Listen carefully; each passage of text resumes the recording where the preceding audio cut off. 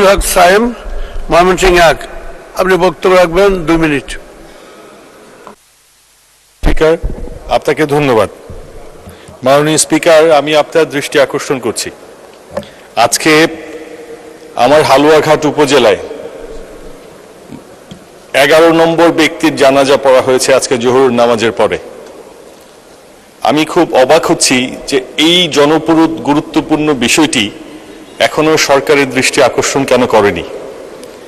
ভারতীয় হাতির দল গত 2 বছর ধরে আমাদের এই অঞ্চলে অবস্থান করে।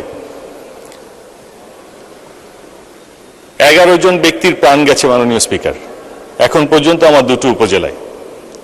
আমার নির্বাচনী এলাকা হালুয়াঘাট ধুবাউড়ার সীমান্তবর্তী অঞ্চল হচ্ছে 44 কিলোমিটার, এবং গত 1 বছর ধরেই হাতির পাল এখানেই রয়েছে।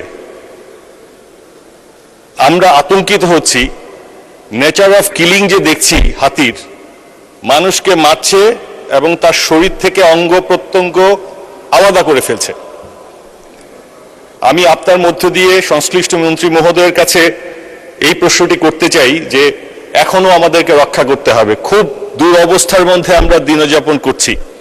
আমাদের অঞ্চলের মানুষ, সীমান্তবর্তী অঞ্চলের মানুষ সারা রাত লাইট নিয়ে হাতি পাহারা দেয়। অন্তত 1000 হেক্টর জমির ফসল নষ্ট করে। এখন পর্যন্ত 11 জন মানুষ মারা গেছে।